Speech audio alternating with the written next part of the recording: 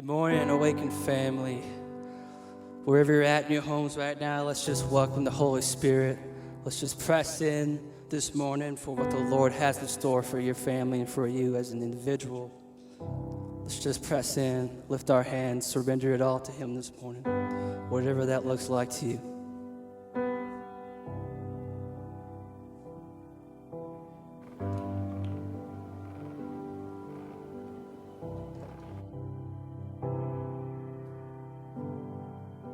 Worthy of every song we could ever sing,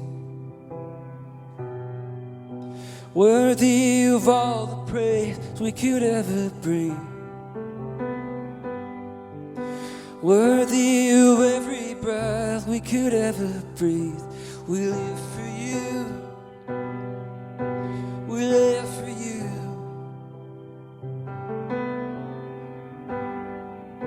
Jesus, the name above every other name. Jesus, the only one who could ever save. Worthy of every breath we could ever breathe. We live for you. Oh, we live for you. Singing holy. Singing holy. There is no one like you. There is none beside you. Open up my eyes and wonder. Show me who you are and fill me with your heart and lead me in your love to those around me. Oh, Jesus.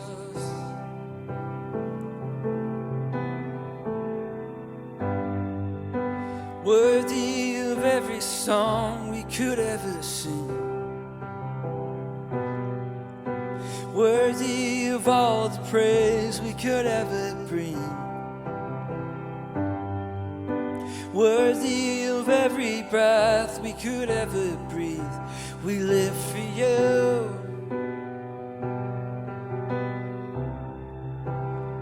Jesus, Jesus, the name above every other name.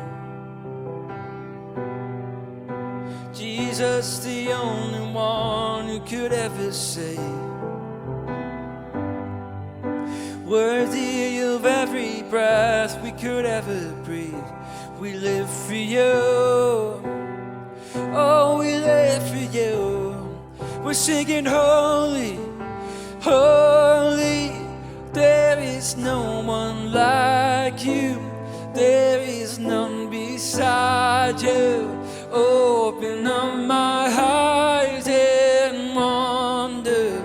Show me who you are and fill me with your heart and lead me in your love to those around me.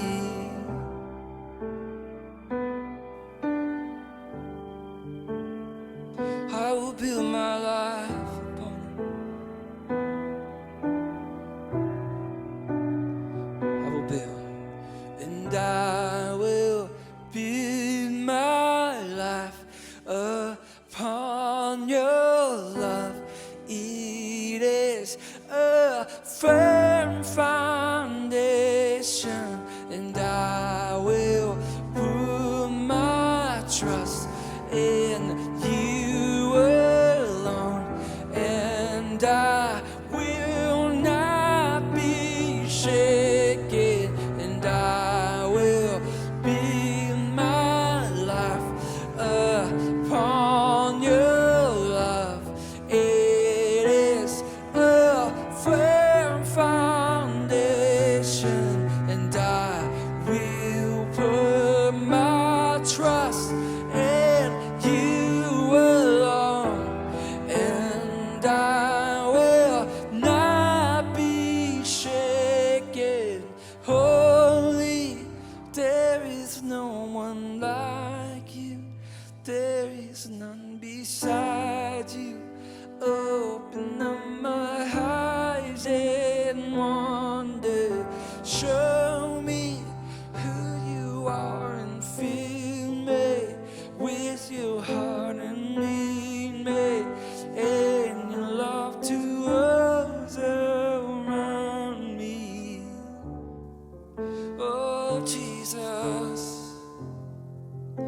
You can have my whole heart. I'm caught up in your presence. I just wanna sit here at your feet. I'm caught up in this holy moment. I never wanna leave.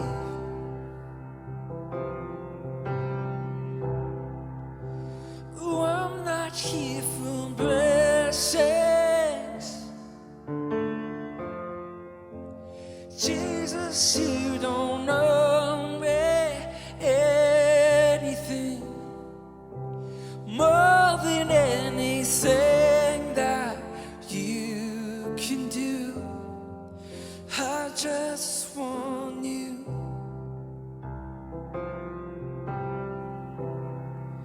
I just want you and nothing else. Nothing else, nothing else will do.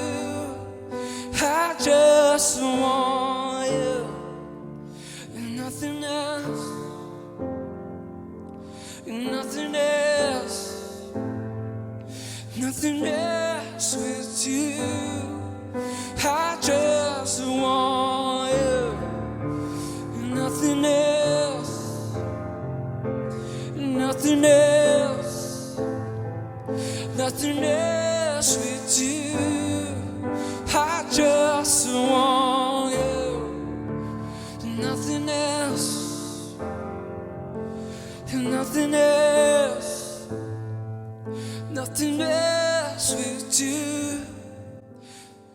Yes. Nothing else. Nothing else, nothing else will do.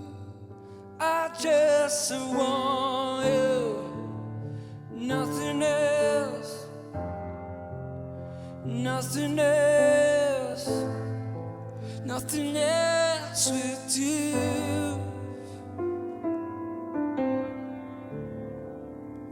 You can have my whole heart. You can have it all, 'cause I just want you. Oh, I just want your love. I just want all of you, Lord, and nothing else. I just want you, and nothing else, and nothing else. Nothing else will do. I just want you, and nothing else, nothing else, nothing else will do. I just want.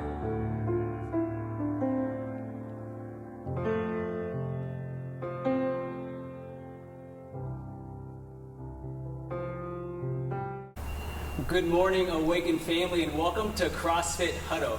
We're filming church on location this week as we continue our series called Reset.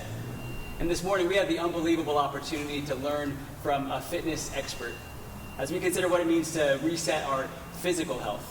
I'm so excited for y'all to meet and be inspired by Lance here, who's the lead coach at CrossFit Huddle.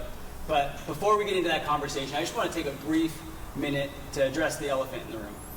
Right? For some of you tuning in this morning, this may be a bit of a surprising topic. Others of you might even be a little bit off-putting. Like, why is my church talking about physical health?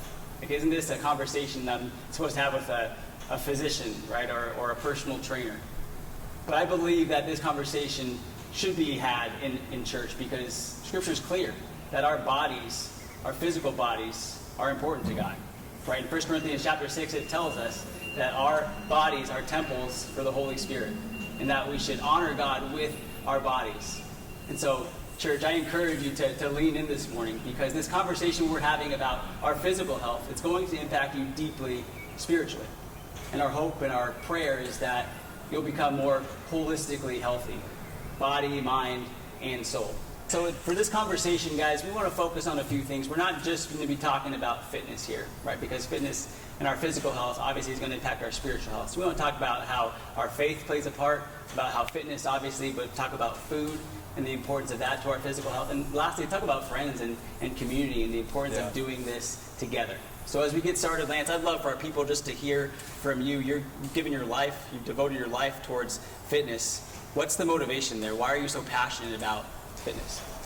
So fitness is something that I truly believe everybody should be passionate about to an extent, regardless of what your fitness is. You may run, I don't like to run.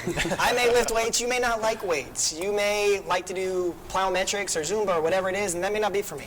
But in order to live our healthiest, most, I guess, what's the word you used earlier? To be able to service the community the most, right? To our fellow brother, sister, we have to be able to be physically able to do so. That's good. You know, to be able to run around with our kids and run down the stairs and go in the backyard and play with my dog. If my dog gets out, run him down and chase him, right? If I'm not active or physically able to do so, I can't. And that makes me unable to do so and unable to do a lot of things I enjoy doing and help a lot of people I like to help. So by taking that mindset and kind of bringing it in here, right, where I have people in front of me all the time, I'm able to really communicate that to them and let them know that fitness doesn't have to be headphones in with a tank top and grunge music playing, right? That doesn't have to be that. We don't have to swing hammers on or sledgehammers on tires or anything like that. We can literally have a conversation and hang out and work out and then continue to talk and then work out and talk.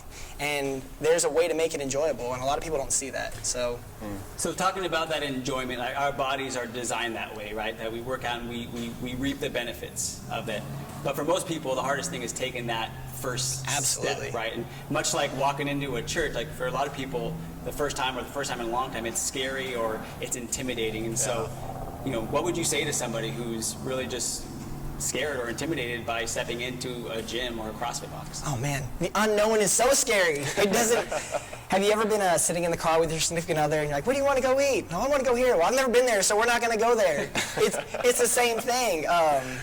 A lot of times when I get a hold of people and I talk to them, I reach out immediately and I'm like, hey, come try out a class. Well, I don't know about that. Like, trust me. All you have to do is get here. I will take care of the rest. And making sure they feel that sense of comfort and acceptance, as well as understanding that vulnerability is normal. Right? Nothing good comes from something that's easy. If it was easy, everybody would do it. Everybody would have it. It goes the same with, you know, a vehicle. What makes a Porsche so awesome? Right? Not a lot of people have it. It's expensive. You have to work for it. You have to do all this stuff in order to get it. That's why when you see one, you're like, oh man, like that's a Porsche. If there were 100 Porsches out rolling around every day on the freeway, would it be as important? No, it would be another car. The gym is no different. It's hard. And if it was easy, everybody would do it. You wouldn't have to do it. There wouldn't be obesity. There wouldn't be diabetes. There wouldn't be all these problems in the world because everyone would just do it. It's going to be hard. But everything worth doing isn't easy. Yeah. It is difficult. And yeah, I think that's one of the things that I really love about, one, this gym, which, by the way, shameless plug here. If you're looking for a gym, I cannot recommend CrossFit Hutto enough. There's a reason why we're here, and there's a reason why we're talking to my buddy Lance. I think they're the best in the area. So if you live anywhere in the area, please come on down and visit Lance. He did not pay me to say that. But, you know, I think oftentimes, like, there is this barrier, right, that stands in front of people.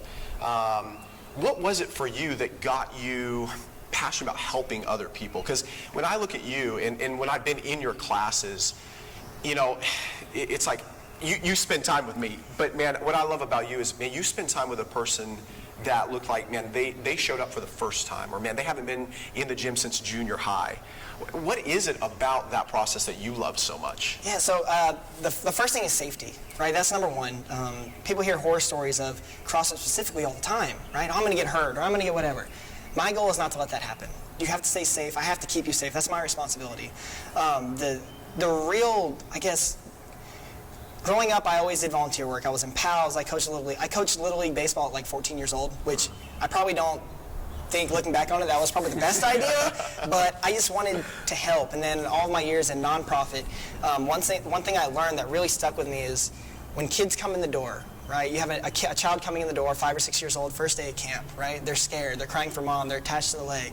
Well, you go get them and you bring them to a table and play games, right? And then this kid's looking at you like, oh, Ben's my best friend. Like, I'm going to hang out with Ben and he's going to play with me all day, and I like Ben. I'm comfortable with Ben. We're good.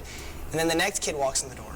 And the same thing, right? So you go get that kid and bring him to a table. And that kid's like, oh, Ben, you're my best friend. Yeah. Next kid walks in the door, right? Before you know it, by the fourth kid is there, you have 3 kids that are sitting by themselves, playing by themselves, all waiting for you to come back, right? That's scary as an adult, as a child, as your pet, your dog, your cat, whatever.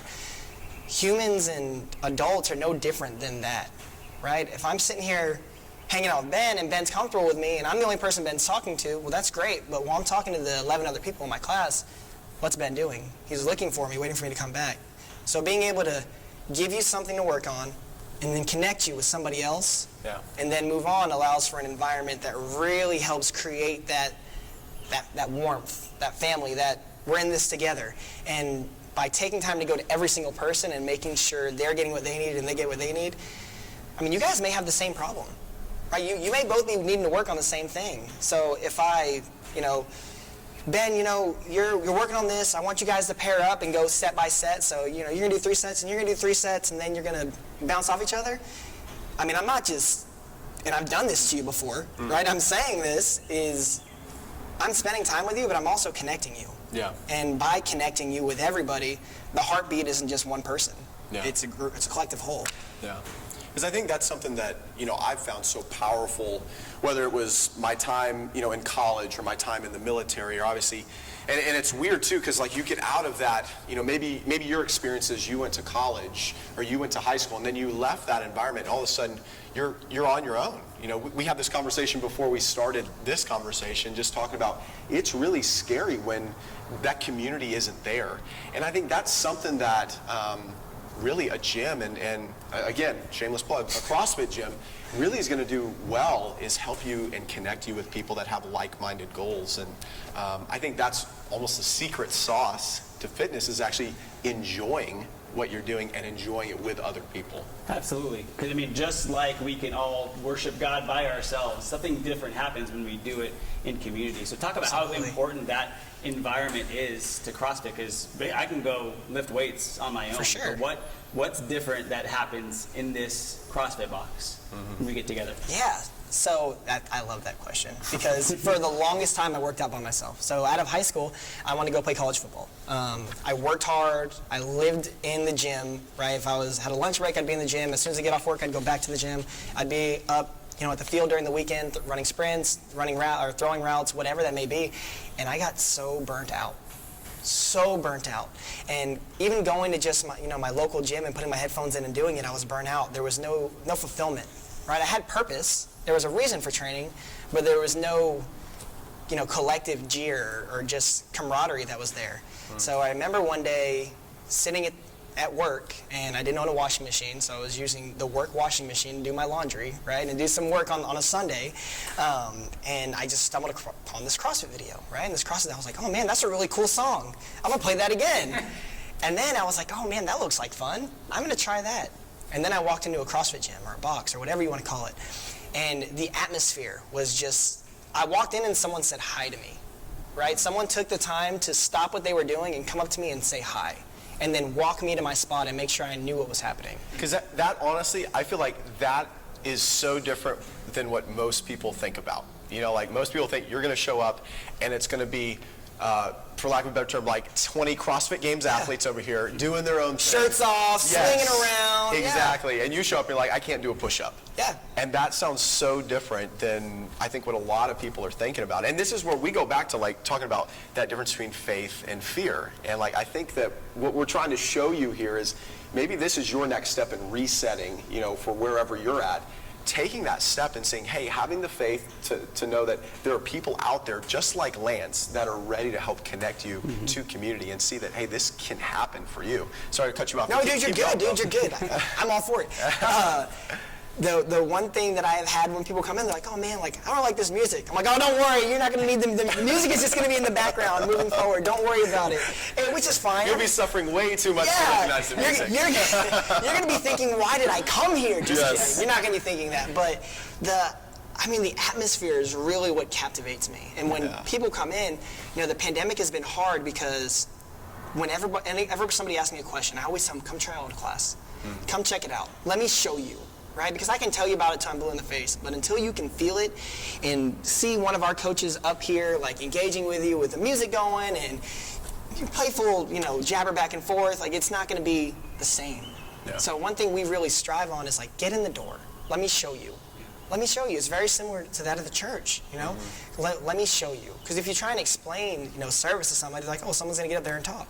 Yeah. It's not the same. You can't feel emotion through an explanation. Of course you can, but the passion doesn't ooze. Yeah, that's and good. when you truly love something and truly care and you're passionate, people pick up on that. Yeah. And when you're doing that for people for hours on end, and fake it till you make it, there's no fake it till you make it. That's just who you are.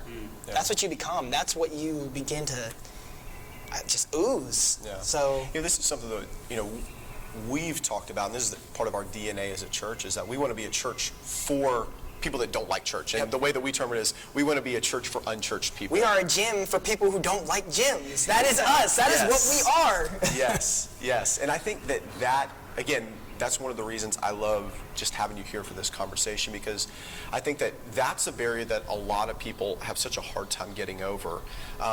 What would you suggest to somebody, man, that is just, they're on the precipice. They feel like, okay, man, all right, Pastor Ben, Pastor Ryan, Lance, we're here, and God is using this. God's speaking and saying, hey, maybe this season it's time to get your physical health in check. What would you recommend to somebody? What's a first step for somebody who hasn't worked out since junior high, First step, park at the back of the grocery store. It's that simple. You know why? Wow. Park at the back of the grocery store, you now have to walk and walk back. Don't find the easy parking spot at the front of the store, because you're just gonna go in and out. If you haven't worked out since middle school and you're in your mid-40s or early 50s or whatever, jumping right back in could potentially do a lot more damage than it could good. Right? It could be. So start by walking, right? Wow. Go swim. Swimming is fantastic. The foundation to all fitness is nutrition. Eat the right foods. Instead of getting French fries, get apples. You're killing me now, Lance. I know, it's hard. I mean, get a burger with no bun. Wow. You can do a burger bowl. I was at BJ's restaurant a couple weeks ago, and I was there, and every time I go there, I order the hickory barbecue burger, right, in a bowl, no bun. Add avocado, it's all good.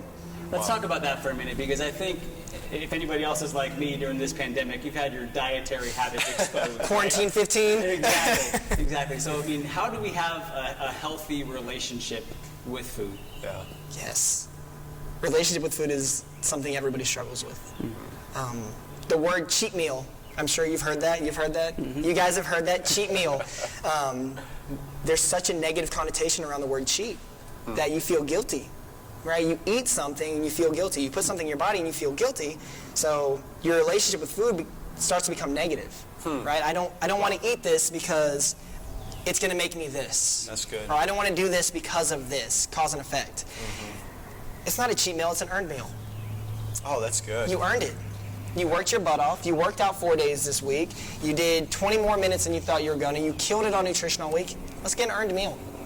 You love cheese fries? Let's get some cheese fries, some fried pickles, something. Now, I'm not saying fried pickles every night of the week, but Saturday, you worked hard, 5 days of the week, 3 steady meals, that's 15 meals. You've done right 15 times. Yeah. Why not reward yourself versus calling it a cheat?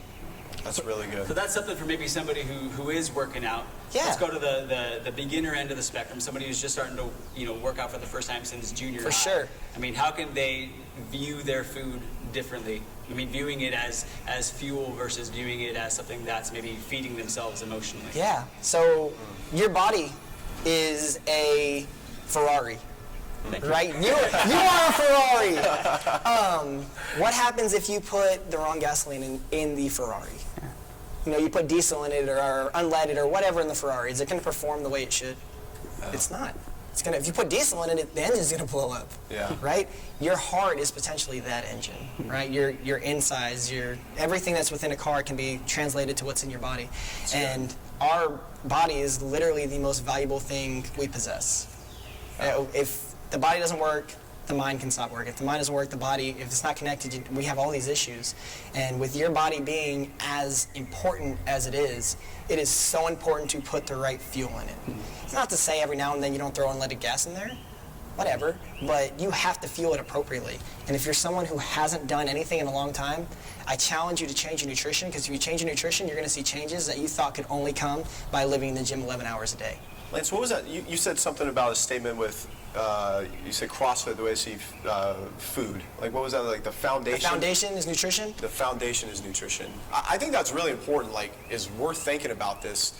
I know my relationship with food, especially in my early 20s when I was working out a lot, was if the engine's hot enough, it'll all burn. And eventually it got to the point where the engine was not hot enough. Cooled down a little bit. And it cooled down a lot. And it was like, wow, what do I do now in this situation? And I think my relationship was so bad with food. And it was kind of covered over because I worked out, and I like to work out a lot. But I think it is interesting when you come back to that idea that our bodies, like what we put in it, is how we're going to feel and perform. I've actually got a couple notes here. I just wanted to share this verse because I think what you're saying, it aligns again with Scripture. This is out of 1 Corinthians 10:16. It says, "For the earth and everything good in it belongs to the Lord and is yours to enjoy." Now, one of the things I was thinking about with this was, it was probably a CrossFit coach who gave me this tip, honestly, but he said, leave the food of man behind and eat the food that God made. I want you to hear that one more time. Leave the food that man left behind and eat the food that God made. And I think it goes back to the idea, one of the helpful tips for me was shop on the edges of the grocery store. That alone has stuck with me for the longest time, that everything in the middle is probably processed and everything on the outside is probably going to be natural, something that God has made. And I think, for us and for really for our church, I think starting there, like what you were saying, Lance, is so pivotal, because it doesn't have to be, you don't have to be PR over here and go out for a 100-mile run, right? Like, you don't have to burn off the pizza that way. Maybe just, maybe looking at what you're putting into your food, I think, or what you're putting into your stomach, through your food, and that relationship, I think, is going to be a powerful start for you in your physical journey with health. So. I'd love to hit a couple of objections. I'm guessing by now some of you have been inspired, as I have been, by Lance, but you might be thinking, well, but what about this or what about that? So one of the, I think, biggest objections people have is that, hey, I don't have enough time really to commit to a workout plan. What would you say to them? I would say, how long a day do you spend scrolling on your phone? Why you got to hit me there? Hey, how long do you spend on Facebook or Instagram doing this? Oh, yeah. Repurpose that time. We all have 12 units in a day, right? And each unit is accounted to different things, 8 hours for work. That may be fixed. No flex, not touching. 2 hours of recreation in the morning, 2 hours of recreation in the evening, right? At that point, you're good. You're at 10, 12, and then you sleep. That's good. An hour with the family. Maybe not be a flex. That might not be a flex for you. Yeah. But even if you don't do it daily, weekly, you have X amount of hours. Make a plan. Yeah.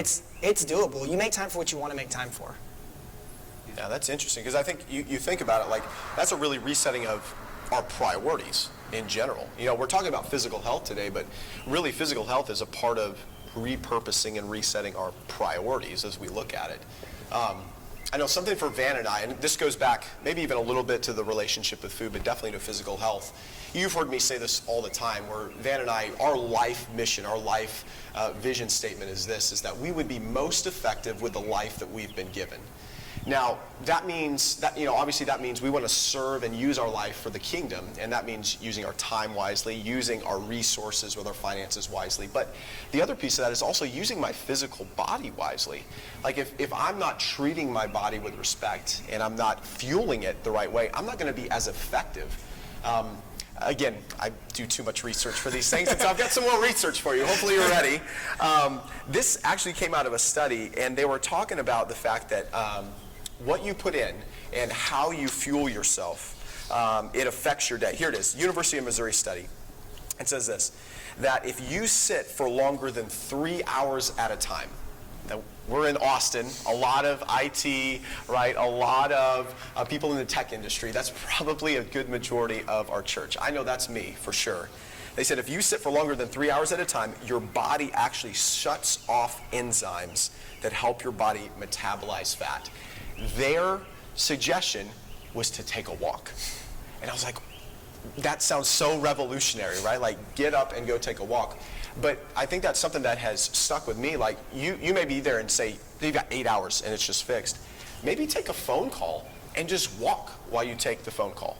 Maybe go out there, and as you're processing or you're thinking through a problem, like take a notebook and do it analog style, right? Just write it down as you're walking. And I think that can help reset a lot of what our body is made to do, which is move and to go and to do things. And so hopefully that's helpful to you. But I think as you're talking about this, Lance, just moving, parking at the back of the grocery store, that can be a game changer. Yeah, I think so often people walk into a gym and feel like they need to be this, perfect specimen, right? Absolutely. But we don't expect you to walk into church and to preach a sermon your first Sunday there. And so I would take that same approach, that you get to come and just be part of a community that's all learning and growing together.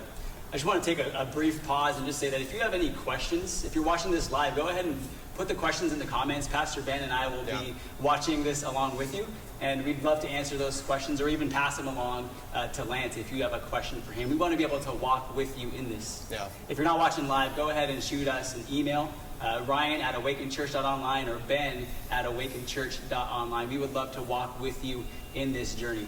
I want to hit on one more objection that I think people have. Sure. I'm sure there are plenty of others, but in this time where finances are tight for so many people, a lot of people say, hey, I can't afford to join a CrossFit gym or to join my local gym. What kind of advice do you have for them? You don't need anything to be active. Your body can be active wherever you want it to be. You can go to a park, you can be in your garage, you can be in a room of your house, you can do anything you need to do to be active. And you don't need equipment, you don't need a dumbbell, you don't need, as we've seen, right, during this whole pandemic, you don't need the fancy stuff to work out. Does it help to have a coach and a community? Of course it helps, right? Does it help to have air conditioning in your car? Of course it helps, right? But it'll run without it. Yeah, that's good. If you're motivated and driven, there are tons of resources out there. YouTube is a great one. Just the internet in general is an awesome resource. Reaching out to a friend, putting a workout plan together. Maybe today you do 10 air squats, 10 sit-ups, 10 push-ups. Tomorrow you do 20, 20, 20, 20, 20, 20 again, or 12 or 11 or whatever. Add one a day. Being active comes in all different shapes and sizes. Maybe you normally drop your kid off at baseball practice, and then you sit in the stands. Ask the coach on the field if you can be out in the field with them. So you're standing or coaching third. You don't have to say anything. Can I help? Can I shag balls for you? I'm just going to walk the fence line with the dog? Something. Being active is such a relative term. It's not fixed. It's not, in order to be healthy, you have to X. Yeah. That's not the name of the game. There are tons of other avenues of fitness out there, not CrossFit, right? Maybe you enjoy Zumba. Maybe you enjoy HIIT classes or running or triathlons or whatever it is. That everybody's body's so different. It's not about just the body. What makes you happy? If you're not happy doing it, if you're not enjoying it, why do it? Yeah, that's really good. So I think, each one of us is designed a little bit differently. And we talk about this all the time, right? Like God has given you a specific purpose and given you a specific design to fulfill that purpose. And I think, we can't just sit there and say, oh, the gym, this is the only way. This sort of program is the only thing. And so often I think we take that into our physical life as well. We think, oh, well, if I want to get in shape, I have to do X. And the bottom line is, I love how you said that, you can do that wherever you're at. Whatever stage of fitness you're at, whether it's just going out and getting in. I remember one time we did this thing at work, and I just want to challenge our life groups right now. Like, maybe this is something that you and your life groups that you guys decide to take on and say, hey, let's take a fitness challenge. And it's as simple as buying some bands and get in 5,000 steps a day. 10,000 steps. The number really is irrelevant. Just set a number and go after it together in community. And I guarantee you will find the friends avenue, right? The camaraderie that comes with that, and you'll start to see that you're going to start to honor God with the body that He's given you. Absolutely. So let's talk about that community piece. I know we touched on it, towards the beginning, but we're living in a very splintered society, especially right now. Talk about the importance of being able to come together in community, specifically in this time we're living in. Community is what makes us different, especially this gym specifically, CrossFit gyms specifically, not just us. The support of those around you. There's nothing like, if there are any former veterans out there or former athletes, you can attest to this. There's nothing like a bond that's made through suffering with somebody. Yeah. And it sounds kind of awful, but if the three of us are in this together, and we're all doing this workout, whatever it may be together, and then 3, 2, 1, the timer hits, and we're all face down on the ground trying to get up and catch our breath, and we look at each other, there's some respect there for someone who just went through that with you. Because you know how hard it was, right? So there's that give and take of, I did it, but I know you did it, and odds are I'm hurting way more than you are right now, but you're probably hurting. That just makes this so different. And it's usually at the end of that when I'm sweaty and face down, feel like I'm going to die. The moment I catch my breath, I get up and it's like we laugh. Yep. It's like, what is that about the human condition? Smile. I'm suffering so badly, and then I get up and I laugh, and then we hang out and we have a drink together, right? We're like, oh my gosh, like, let me refuel here. We're going to get ready. And it's like, all we do is talk about the suffering that we just went through. And there is that bond that comes. It's crazy how we're designed that way, isn't it? It's nuts. And Ben, you can attest to this. You finish a workout and you're dying. What's the first thing you look to do to somebody else? Yeah, I'm going to pat him on the back. I'm going to cheer I'm for going to him. give you a high Let's go. Yeah, I'll give you a hug. That camaraderie of being, in this gym specifically, we finish at all different times, right? There may be like 3 rounds for time or something like that. The first person who finishes isn't going to get any sort of cheers.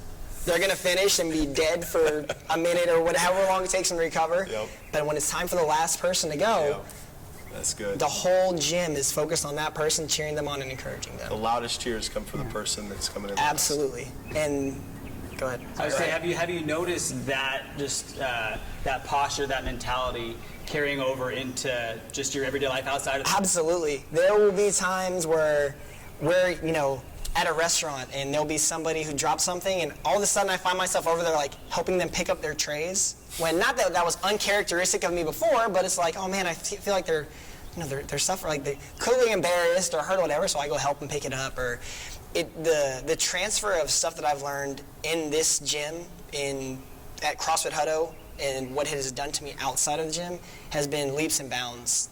Just when I was first getting into fitness, like fresh out of high school, I'd only ever done high school football and baseball. Like I'd only ever done what a coach told me to do, and I thought he was not the most knowledgeable person because he was the largest man in the school. Y'all tell me to run faster from the sideline, right? That's not all coaches, but specifically that's what I think about. To understand that if I shave this rep, or if I don't finish my set, or if I do take a shortcut, that is going to hurt me in the long run, was never something that completely registered with me at a young age. I had I still have a mentor that I met at my other job, and he was in a fraternity, and he had always told me when we walked somewhere, we'd walk and do whatever, walk to a building, he would keep me off the grass. He said, you walk on the sidewalk. I say, well, I can just cut across the grass. He goes, there are no shortcuts in life. Stay off the grass. And it was something so little that up until a year ago, he didn't realize stuck with me, that it came in here and there are no shortcuts. You don't get credit for the work you didn't put in. That's one of the reasons why when people are very adamant about writing their scores on the whiteboard, I want you to write the scores on your whiteboard so you know what you did. Right? There are some people who won't put it in if they didn't finish first. That's not the point. Your body knows the work that you did. Whether you put 100, 2,000, 5,000, whatever you write down, if it's not accurate, what's it matter? Right? Like it's the work you put in and what you get. And that alone, in high school, I was a 2.3 GPA student. College, graduated with 3.9. Wow. Right? Like summa cum laude. Never in my life would I thought that was possible, but it happened because of the work ethic instilled in me from not only a young age, but how I evolved here. And that's not a physical thing, that's a mental thing. I think there's something to be said about that. The discipline that you put in things like your physical health transfer over. And we've talked about this at the church before, that these disciplines that you put into your life, maybe it's a physical health thing, will transfer over into your spiritual health. You're talking about that. Hey, you're doing that here within the gym, but that's immediately transferred over to you loving your neighbor, right? To caring and respecting for people in your sphere of influence. And I think there's something to be said about that. I think the other thing, like, again, kind of thinking about what people are maybe pressing back against, like this, it seems so overwhelming right now. Oh, for sure. Like, you know what, maybe I've got a number in mind of what I'd like to lose. Kind of, we talked about this earlier, but a roadmap. I know where I want to go, but it seems so overwhelming.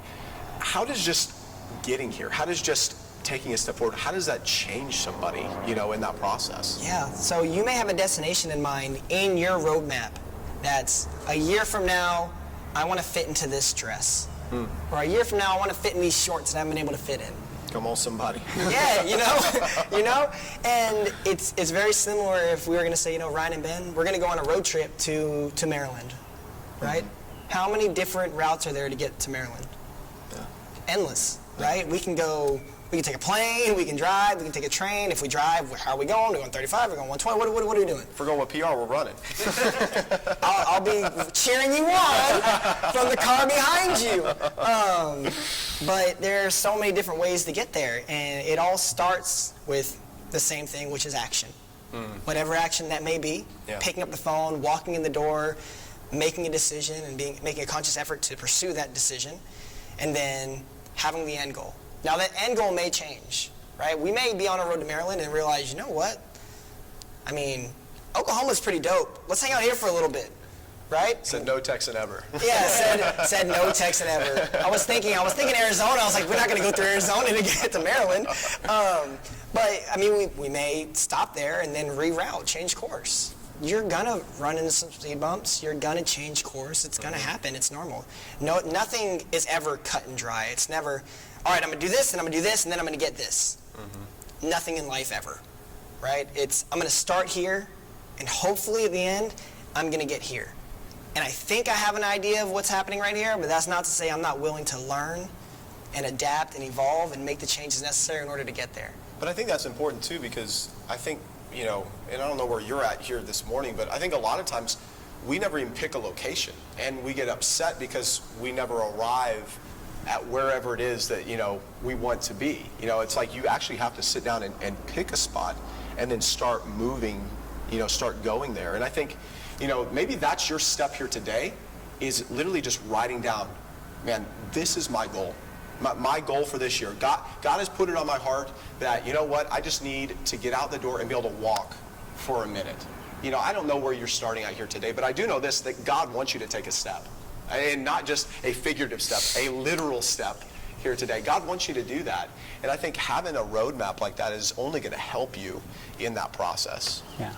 And Lance, I think for so many people who have struggled maybe with weight or with fitness, they tend to attach their personal value to maybe a number on a scale or the size of their Absolutely. jeans. Yeah, that's good. Can you talk to, what would you say to them who are maybe putting that goal as that number? Yeah. What would your encouragement be? It's all about how you feel. I mean, I can say I want to lose 20 pounds and lose 10 pounds and be like, man, I feel great, right? And be like, well, I didn't lose that 10 pounds though, but I feel fantastic, right? One of the biggest changes that people take for granted, especially in the fitness, with nutrition or actual physical activity or whatever, is how are you sleeping? Oh, wow. A lot of us get poor sleep. We'll wake up every 2 or 3 hours. We're restless. We're tossing. We're turning. When you start being active and start putting the right stuff in your body, you start sleeping better. When you start sleeping better, you start recovering better. You start to metabolize your food better, right? You start thinking clear because you're more rested. Yeah. And you may have lost 5 pounds, but how's your performance now at work? That's really good. That's really, really good. Because I think, a lot of times it's just the impulse is I just need more caffeine. Always. And maybe it's not caffeine. Maybe it's you need to lose 5 pounds. And that's going to be the game changer. Maybe it's I just need to eat cleaner. Maybe drink more water. Dude, that's so good. Yeah. We're doing this thing, you guys, I don't know if you guys know DJ or not, but DJ and I, during the New Year, we took a challenge. We said we're going to do the gallon challenge. And Lance was privy to this the last time I was over here. I had my big gallon of water. And that was our challenge for the year, because I know for me, I drink way too much coffee. And as soon as I started that gallon challenge, man, I didn't have brain fog in the afternoon. Started to build on itself. I started, I want to eat a little bit healthier. You know what? And all of a sudden this snowball effect starts to happen. I'm like, I actually feel good in the afternoon. Who knew that could happen? All you changed was water. Exactly. Exactly. That's really good. It's about making those small changes that over time, day after day, month after month, year after year, make a huge impact. So personally, I would love to hear what other sort of, I don't want to call them cheats, but what other advice do you have for those small changes that people can make that are going to make a big impact over time? Yeah, so some small changes you can make. One is try not to eat 3 to 4 hours before bed. That's super simple, right? Because your body stops metabolizing up to a certain point. So water is another fantastic shortcut that people don't think about. Is you have to drink more water. Yeah. Have to drink more water. Eating enough. Caloric deficit diets are a fad right now, right? And they work for some people. Everybody's different, right? They may work for you, may not work for me. Yeah. For the majority, though, if your metabolism is this wheel, right? This wheel, and you're eating a big meal for breakfast, you're eating a big meal for dinner, you don't have time to eat lunch. You're too busy, right? How many times have you said that? I'm too busy to eat lunch. I got caught up at a call or in a meeting. I can't get lunch today. It's fine. I'll get it later. So those big meals are a metaphorical watermelon. And that's your wheel. So you're going to throw that watermelon at that wheel. And what's it going to do? It's going to do this real fast, right? But then it's going to slow and slow and slow and then stop until you eat again. So then you eat dinner, and then you throw it again, and then it spins, and then it stops. Right? If we're going to try and keep that wheel going, what we have to do is still throw the watermelon, but now I'm going to pick up some apples and oranges and just tag it throughout the day. Tag it. So just keep the Tag it. metabolism going. Just going to keep the metabolism going. And I'm not saying you have to eat anything big. It can be a shake. Shakes are a great substitute for people who don't have the time to sit down and really eat. Apples are great. Granola bars are great. Yogurt is great. It doesn't have to be anything profound. It's not there's no secret sauce, if you will. We're going to put a little bit of food in our body now in between our meals, and then we're going to eat a meal, and then put some food in our body again between meals to just kind of keep it rolling. Yeah. I know for me, I don't know if this is a huge cheat, but something that I've learned in the CrossFit community is that intensity. Like thinking about time, being in the military before, it used to just be these long workouts, and it was like, man, I don't have time to be able to do that. And something that was really exciting for me, again, more research for you, they said a 4-minute intense workout where you get your heart rate up to a certain threshold actually equals a 30-minute walk. And the beautiful thing is they call it the afterburn effect, where even after the workout is done, your metabolism is still rolling faster. And so you actually get a better benefit than walking for 30 minutes if you were to do a 4-minute, that's right, 4-minute hard, intense workout, and your metabolism is going to burn even more calories. And that for me, I was like, oh my gosh, like, you know what, I have no excuse now. I can at least knock out a few burpees and push-ups before I go to bed. If you don't have 4 minutes, I mean, man, you're probably the President of the United States, right? Like, I don't know who you are, but man, you've got a busy life. But 4 minutes, anybody can do something like that. I had a cheat for one of my buddies a while ago. We played Call of Duty together, right? And he's actually one of our members here. And he's like, man, I don't have time to stretch. I'm busy. I was like, well, I got a question. When we play Call of Duty, isn't there like a 3-minute lobby that we're stuck in?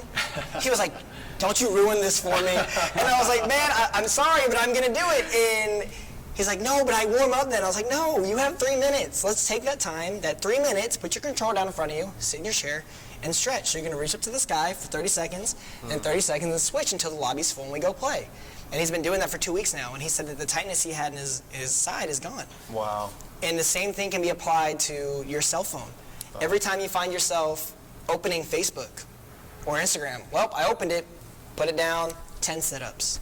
10 push-ups, something, right? Something just to keep you active. If you're motivated to do it, you will find a way to do it. When we were in college, I was really bad at push-ups, and you had to do a certain amount. I had long arms was my excuse. And so what we did was, in my house, we had 4 other roommates, and what we did was when we were watching TV, in between, MTV Cribs on the commercials, we'd do push-ups. As soon as commercial was done, push-ups were done. And I began to hate commercials. But I got better, at doing the goal that I had set in front of me. And I think just little things like that, man, can make a huge, huge difference. Absolutely. It's really good. So Ben, I'd love to hear from you. You talked earlier about how the physical transfers to the spiritual. Yeah. Right? Just like Lance is the leader of this space, you're the leader of our space, of our church. What have you seen in the CrossFit gym or in just the fitness area that can transfer over to the church?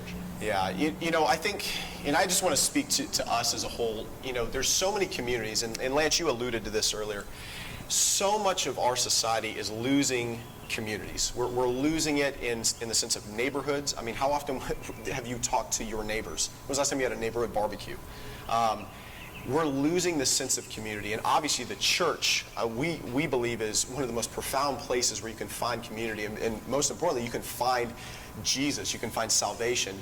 But the beautiful thing is this, is that it's not isolated in of itself. The beauty is that this is a holistic thing that our society needs.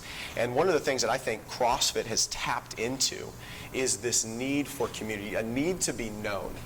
And so I think for us, when we look at different really places in our society that need help, one of the first and foremost is this community aspect.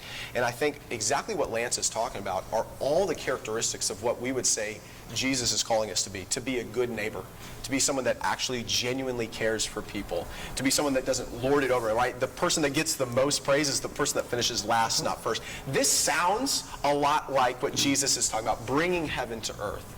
And so for us as a community, my challenge for us is this, is that God has called us, not just in our emotional and not just in our spiritual, but also in our physical, to steward our body well. And the reason is this, is that think about what Jesus did, right? Philippians 2, 3 through 5, it says that Jesus, though he was in the form of God, didn't consider equality with God a thing to be grasped, but he humbled himself, took on the form, that being a body, a physical body, and then he submitted it to the work of God. Think about what that looks like. If we as a community, as followers of Jesus, are called to emulate Jesus, what that looks like is taking this body, using it to the best of our ability, and submitting it to the work of God. I think so often, especially within the church, and honestly, if I'm looking at my own profession, pastors, we do a great job at modeling emotional health, and we do a great job at modeling spiritual health. We do a very bad job at modeling physical health. And we're not called to flaunt this, but we're also not called to sit there and neglect this. And what we're called to do is steward this. And my challenge for us at Awaken is this, is that we would be fit. And I just want to lay this challenge down in this pandemic, that we would reset the way that we see fitness, not just as spiritual and emotional, but also as physical fitness. That we would get up and move and be active. Wherever you are, take a physical step in the direction that God is calling you. And this is what will happen. Maybe God's calling you to be on the setup and tear down team at the church, right? But you've been holding back because you're like, I don't know if I could physically do that and then sit down and be able to process and be able to get what I need to. Maybe that's a step that you need to take. Get fit so you can get on the setup and tear down team. Maybe it's get fit so you can actually get down and be with the kids to serve the next generation. And maybe you're holding back because you're like, man, I can't get down there to play with these kids because I don't have the physical energy. You know, Lance, you talked about this. You said one of the things that you love about this job is that you love having moms and dads come in and say, you know what, my goal is when I'm a grandparent, I want to be able to play with my grandkids. Heck yeah. Yeah, what would it look like That's the best. I know, and it's like that's such a tangible goal. I don't have to go to the CrossFit Games. I don't have to go to the Olympics. I just want to play with my grandkids. And I think if we see that God is calling us to love our neighbor, to steward our body well, and that both of those coincide, it would change the way that we view our physical body. I think it would change the way we as a church would look at our physical health. So church, I hope this conversation has inspired you, and we pray that it'll just be the beginning of your journey. We'd love to walk with you in that as you treat your body as the temple that it is and honor God with it. I want to thank you for joining us today. Lance, thank you so much for taking the time. Yeah. Guys, have a wonderful week.